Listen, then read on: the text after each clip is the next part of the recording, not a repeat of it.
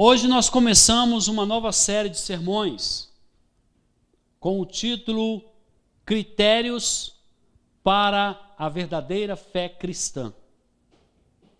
Nós estamos usando como base para essa série de mensagens o livro de 1 João, a primeira carta do apóstolo João.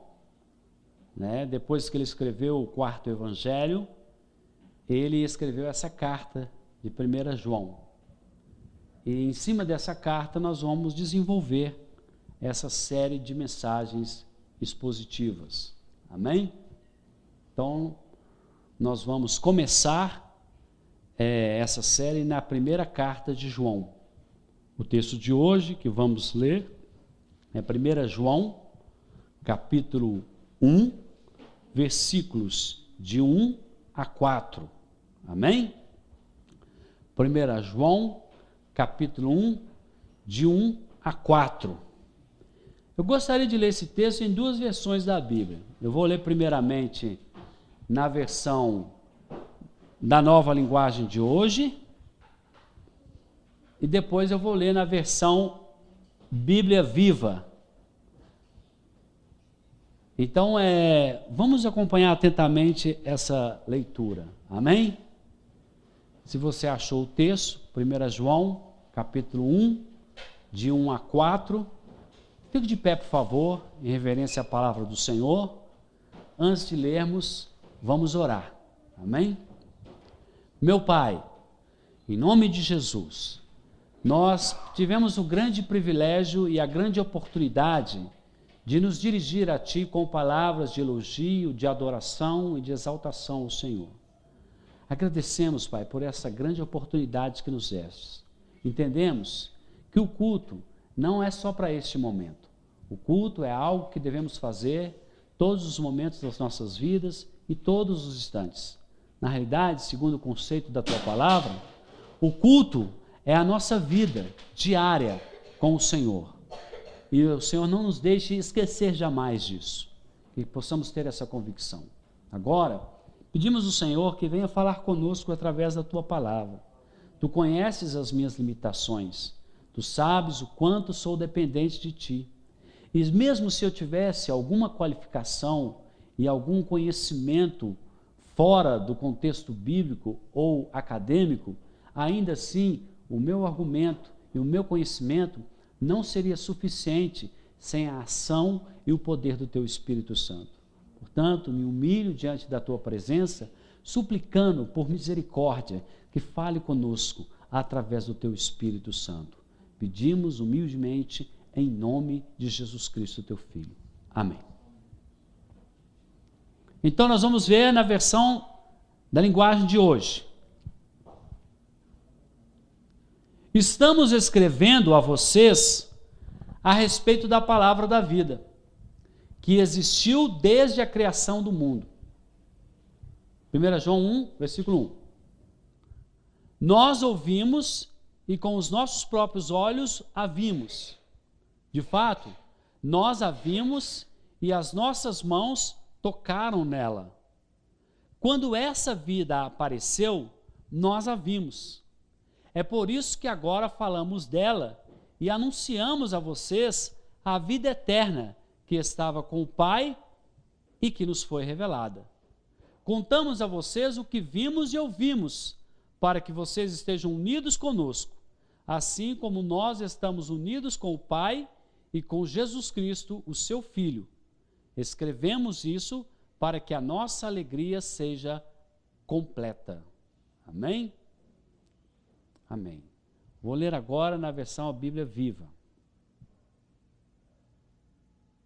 que eu achei muito interessante essa versão, e aí achei por bem ler ela com vocês, tá bom? Cristo estava vivo quando o mundo começou.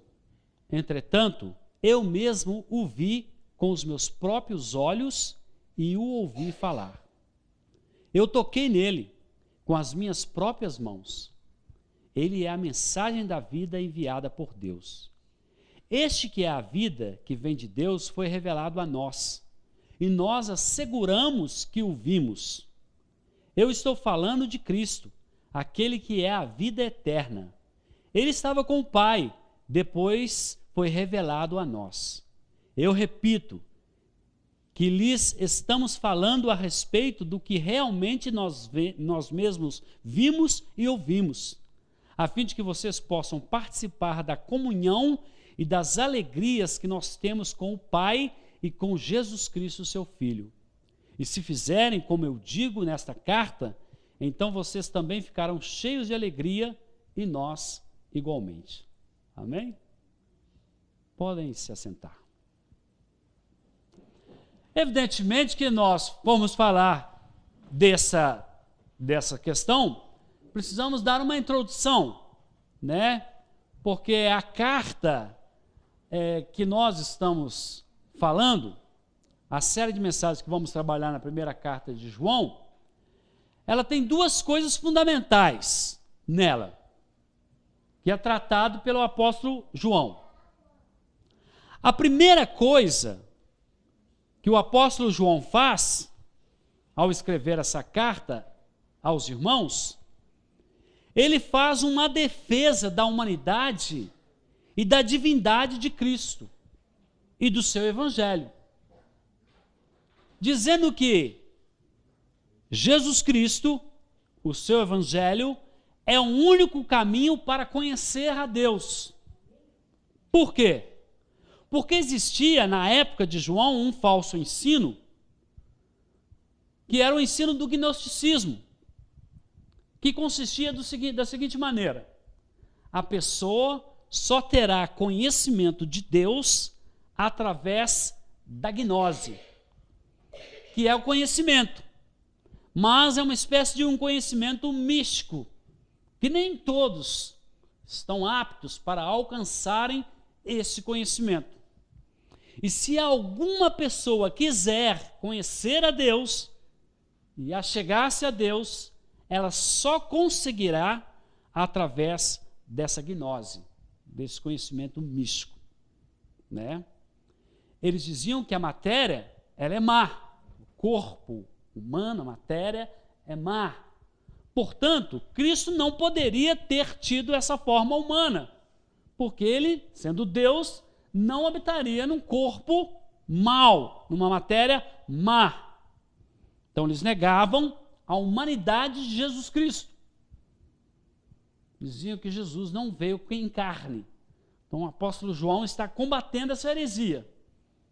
E ele está combatendo essa heresia com o seguinte contraponto: Cristo veio realmente em carne.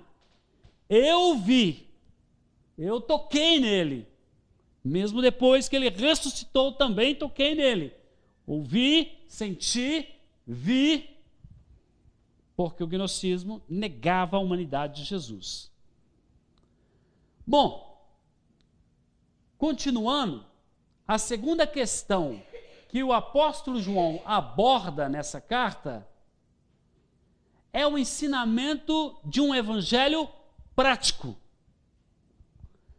Um evangelho prático, ou seja, que o cristão possa não somente ter o conhecimento do evangelho, o conhecimento de Cristo, mas que ele coloque isso na sua prática, que o que Jesus ensinou, que os conceitos que Cristo trouxe, que os ensinamentos que Cristo trouxe, não são para apenas serem conhecidos, mas são também para serem aplicados na nossa conduta.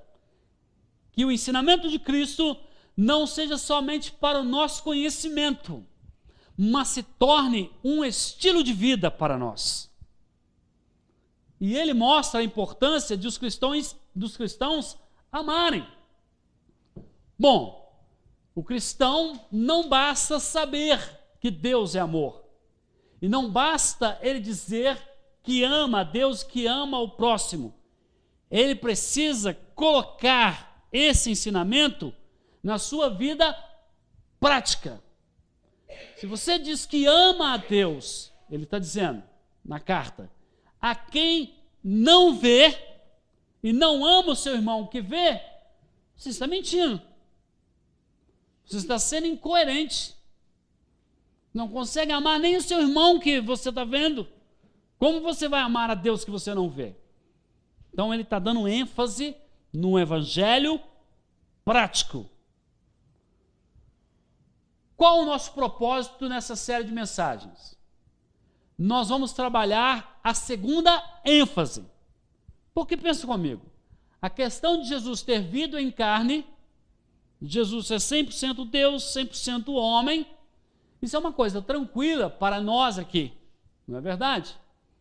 Não há muita dificuldade de compreender e entender isso para nós. Talvez uma pessoa que não tenha conhecimento da verdade, não tenha esse conhecimento que nós temos em relação a isso. Mas a maioria de nós, em verdade, todos nós, creio, temos uma definição clara de que Cristo veio em carne, de que ele ressuscitou o terceiro dia com um corpo palpável, que Tomé tocou nele, que João tocou, que os apóstolos tocaram, que ele foi 100% homem, 100% Deus.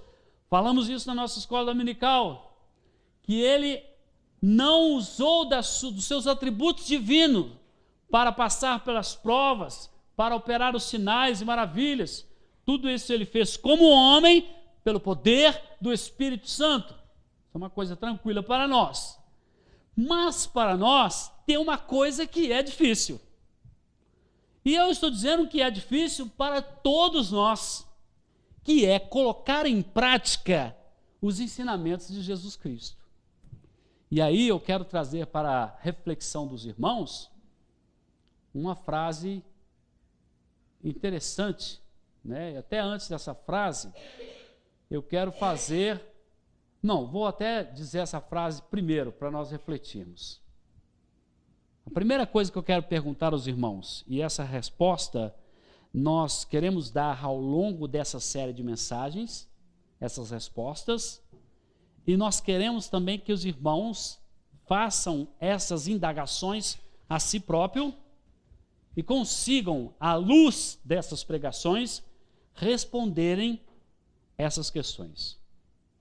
A primeira questão: é possível ser cristão sem ter uma vida que testifique de maneira prática a vida e o ensinamento de Cristo? Vou formular a pergunta novamente.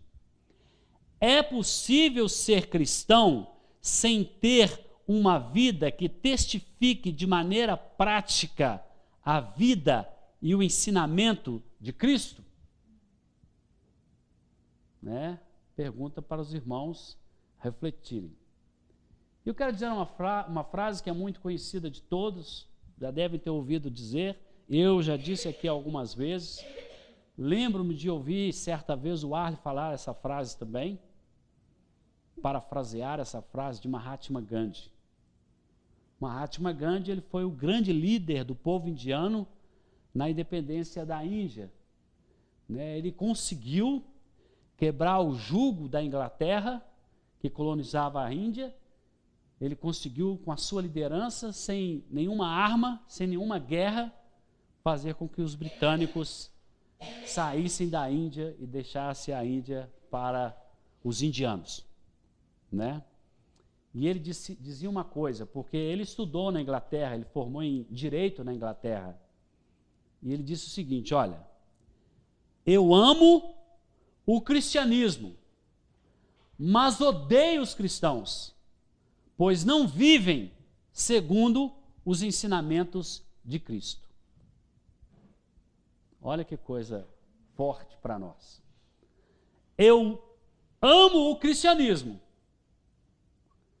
mas odeio os cristãos, pois eles não vivem segundo os ensinamentos de Cristo. Está dizendo o seguinte: olha, o cristianismo é maravilhoso. Os ideais, os ensinamentos, os princípios, as bases do cristianismo são maravilhosas para serem seguidas. Porém, os cristãos, os detentores desse ensinamento, desses princípios, não os vivem na prática. Olha só que coisa forte para a nossa reflexão. Será que essa frase, ela não nos toca de alguma maneira? Será que eu e você, em algum momento da nossa vida, não fomos incomodados com essa frase? Bom, eu sou cristão, mas em alguns momentos, ou na maioria das vezes, eu não consigo colocar em prática os ensinamentos de Cristo. Então, o mundo espera que nós cristãos sejamos coerentes com a nossa fé. É um desafio para nós. E agora vou fazer as perguntas para a nossa reflexão. A primeira eu já fiz. Será que esta frase não nos constrange? De que maneira eu e você poderíamos responder a grande hoje? Se nós tivéssemos a oportunidade de ver esse personagem, tivéssemos tido a chance de conviver, sermos contemporâneos dele e ouvíssemos dele essa frase, de que maneira eu poderia responder esta frase? O nosso comportamento reflete a nossa fé?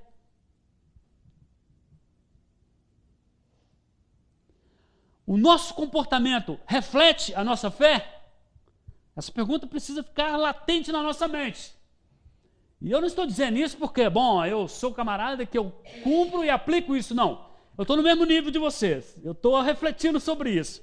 O meu comportamento reflete a minha fé? Tem algo que eu tenho praticado, que eu tenho feito, que não é reflexo da minha fé? E eu estou dizendo da fé não no sentido de acreditar e ter expectativa que Deus vai fazer um milagre na minha vida. Não, eu estou falando da fé prática.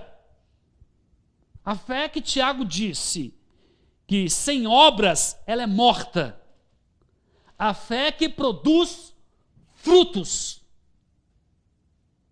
Não uma fé vaga, uma fé prática. Reflitam sobre isso. O nosso comportamento reflete a nossa fé? Estou lendo um livro do John Stott, se não me engano. E ele estava falando de um pregador inglês. Evidentemente que eu não vou conseguir falar exatamente como está escrito no livro. Então eu vou parafrasear. E ele chegou para um grande ator, muito famoso, e falou para ele: por que eu prego a verdade como se fosse, as pessoas não entendam, não aceitam a verdade que eu prego, e a mentira que vocês executam, que vocês representam nas cenas, nos filmes, as pessoas acreditam como verdade. E aí o ator respondeu para esse pregador. Ele disse: olha, eu interpreto a mentira como se fosse verdade para mim. E os pregadores pregam a verdade como se fosse mentira. Olha só que coisa assustadora. Porque nós cremos que o Evangelho é a verdade, que é a verdade que nos liberta, que é o poder de Deus para a salvação de todo aquele que crê. Nós falamos isso, nós repetimos isso, mas na hora de praticar isso, nós temos dúvida.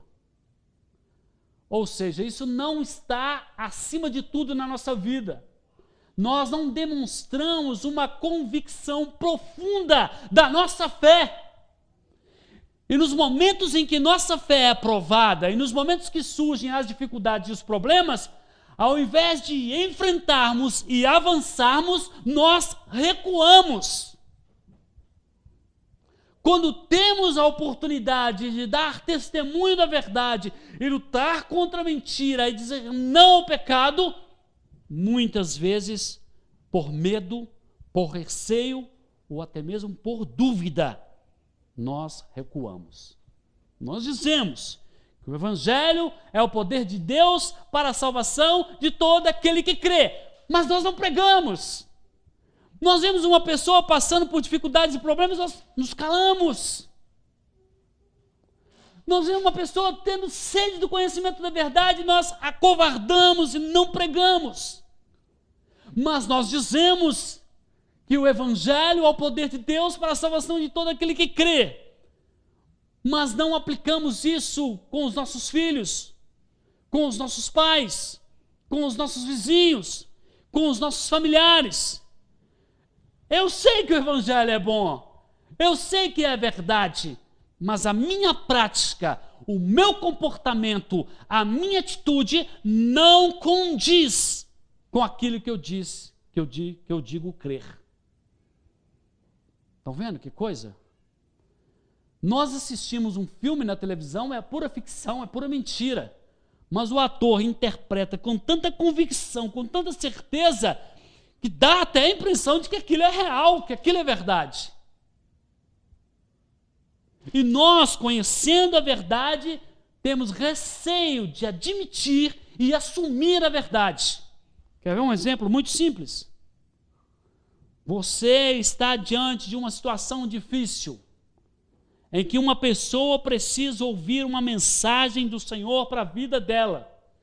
Nós dizemos que a palavra de Deus tem poder de transformar as pessoas, mas quando temos a oportunidade de pregar o Evangelho, acovardamos, recuamos, temos medo.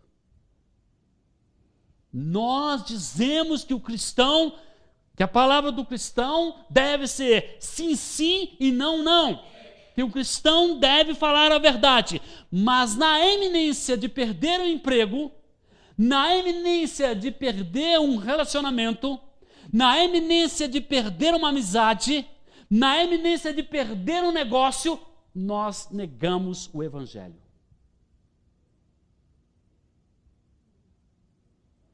Isso é muito sério. E isso é uma das coisas que o apóstolo João está trabalhando nessa carta. Por isso, o título dessa série de mensagens é Critérios para a verdadeira fé cristã. Então hoje nós vamos começar com um relato do apóstolo João, falando sobre o seu testemunho pessoal e ocular em relação a Cristo. E também abrindo aí espaço para o testemunho pessoal e secular dos apóstolos. Então, no primeiro versículo, ele dá uma ênfase, o que era desde o princípio. Às vezes as pessoas podem até questionar, será que foi realmente João, o apóstolo amado de Jesus, que escreveu a primeira carta de João? Vejam como começa o Evangelho segundo João. No princípio era o Verbo, e o Verbo estava com Deus, e o Verbo era Deus. Olha como ele começa a carta dele. O que era desde o princípio. Estão vendo? Isso seria um argumento plausível para dizer que João é o autor dessa carta.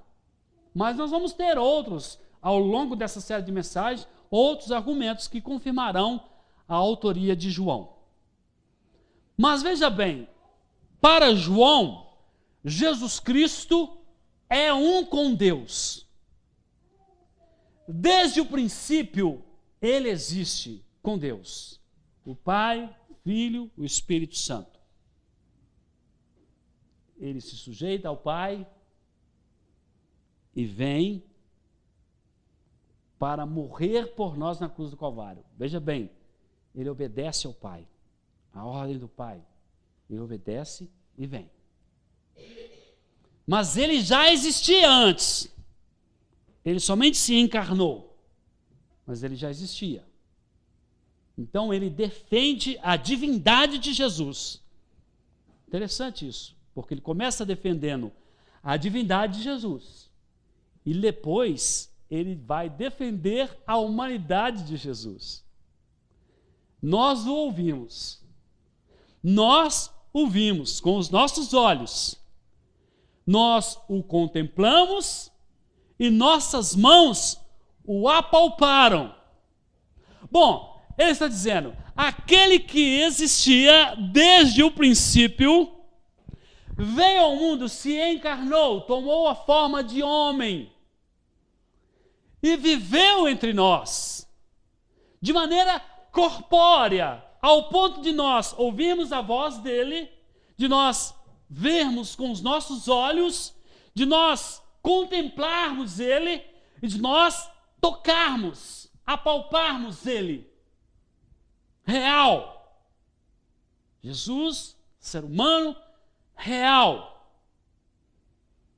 E olha que coisa interessante, porque em Lucas capítulo 24, versículo 39, Jesus se aproxima deles e diz, olhem para as minhas mãos e para os meus pés e vejam que sou eu mesmo.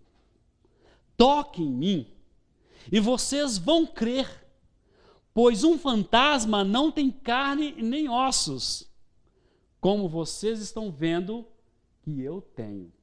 E que coisa fantástica isso aqui, porque isso aqui é depois dele haver ressuscitado. Ele ressuscitou. E o seu corpo era palpável. Evidentemente que era um corpo diferente do antes da ressurreição. Mas ainda assim, não era um fantasma como os gnósticos diziam. O Evangelho, segundo Tomé, foi rejeitado pelos grandes estudiosos justamente por isso, porque em alguns momentos ele fazia alusão a um Jesus fantasmagórico.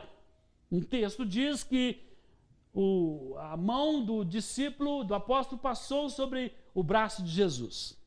Não. O corpo de Jesus era real. Eles tocaram, eles sentiram, eles viram. Em 2 Pedro, capítulo 1, versículo 16, agora o apóstolo Pedro está o quê? Confirmando o que João falou. Nós não estávamos contando coisas inventadas quando anunciamos a vocês a vinda poderosa do nosso Senhor Jesus, pois com os nossos próprios olhos nós vimos a sua grandeza.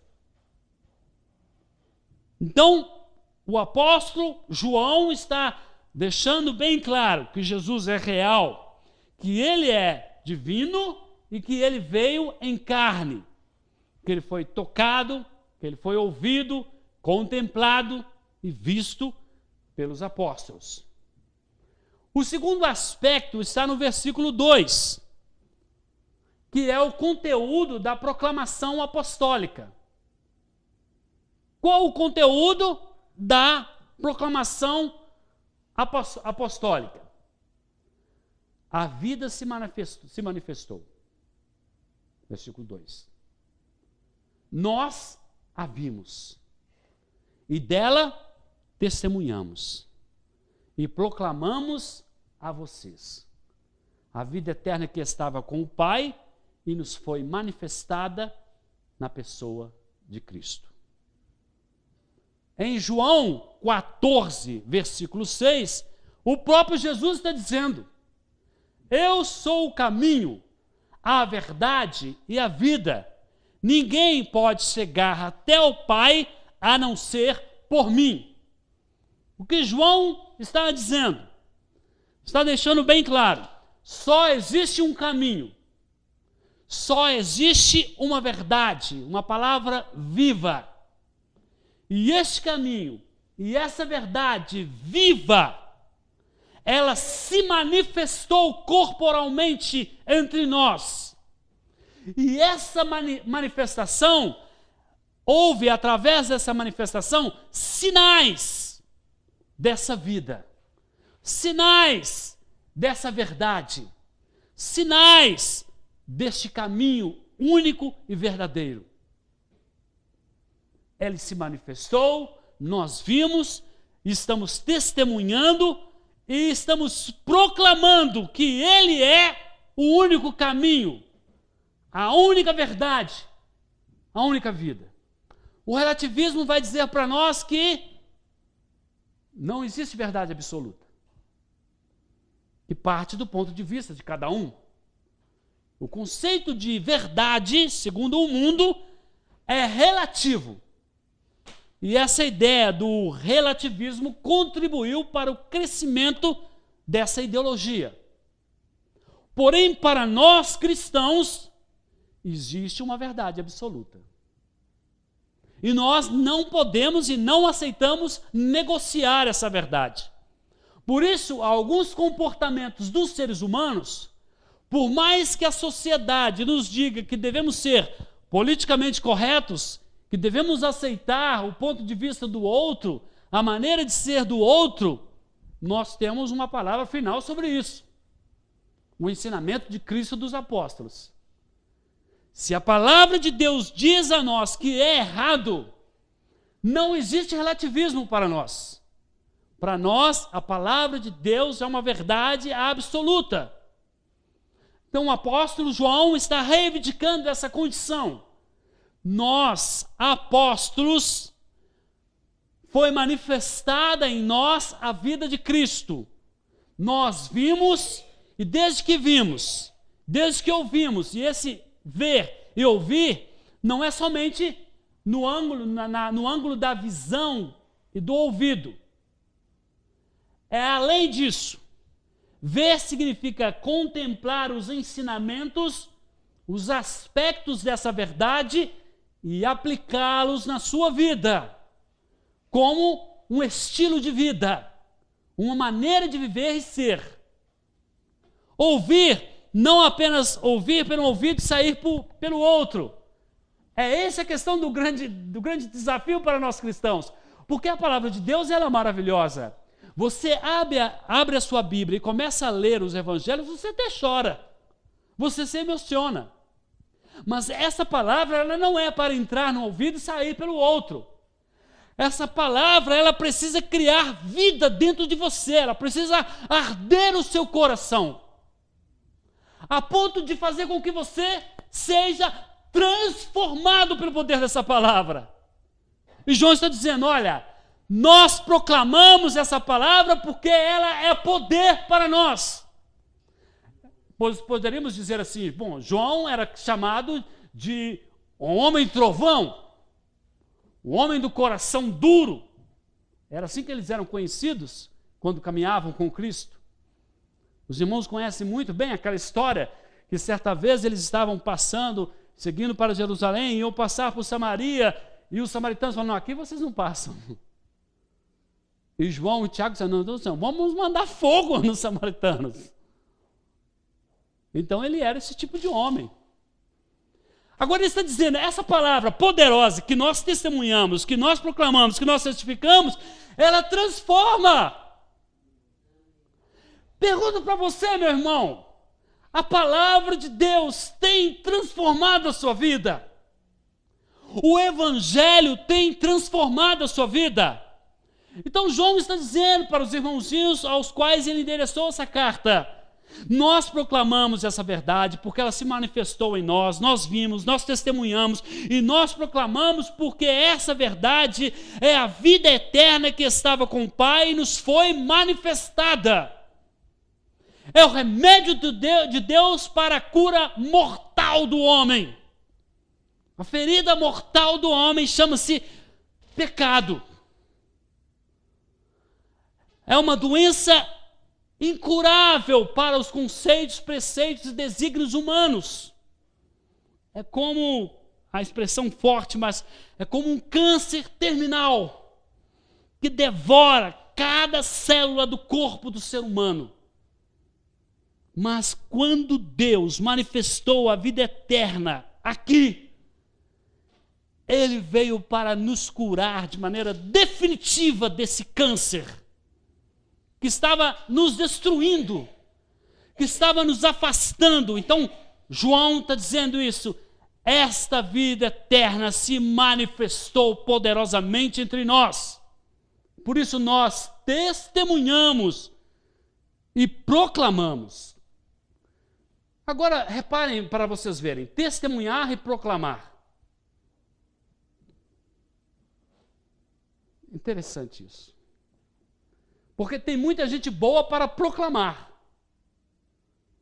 É a questão que Gandhi falou.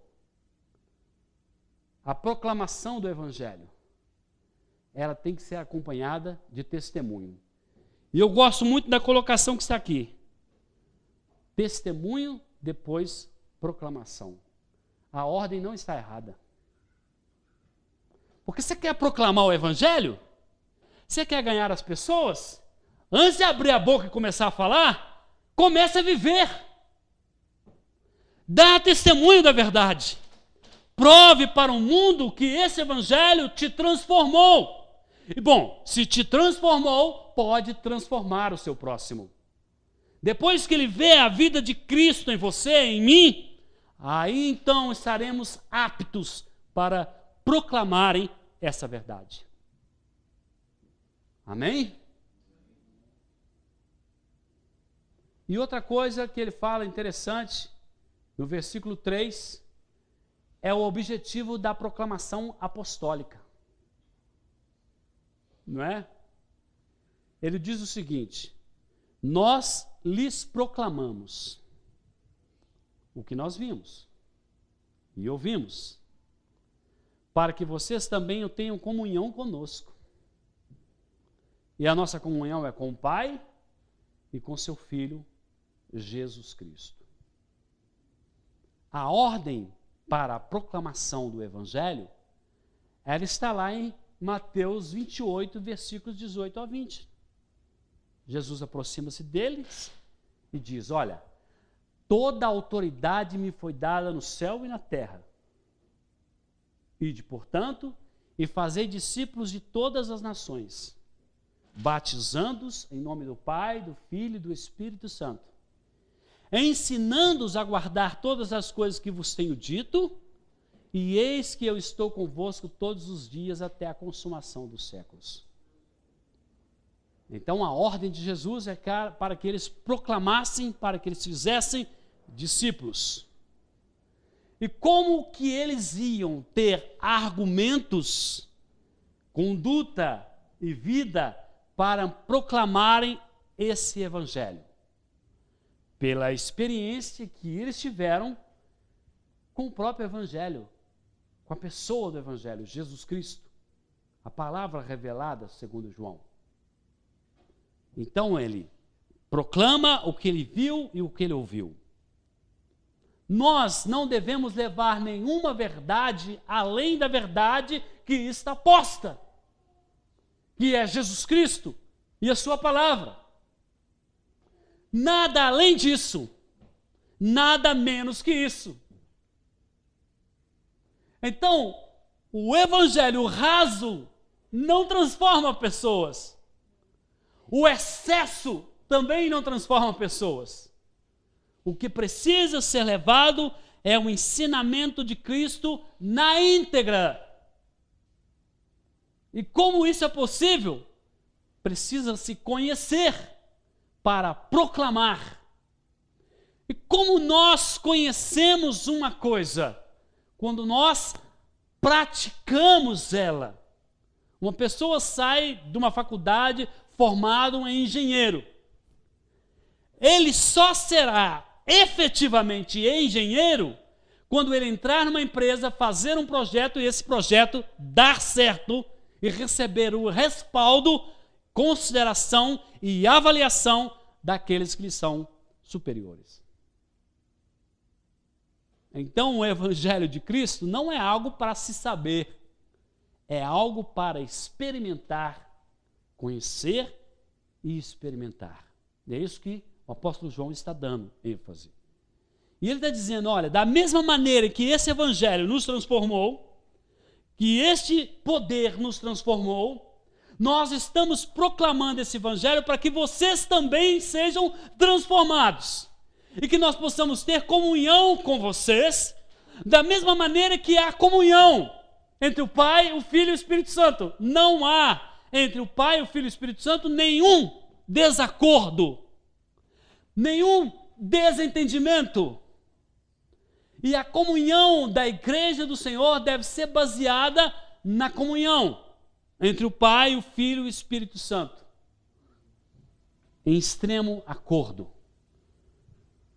E esse acordo só pode ser restabelecido quando todos nós estamos convictos dessas verdades e temos aplicado essas verdades em nossa vida.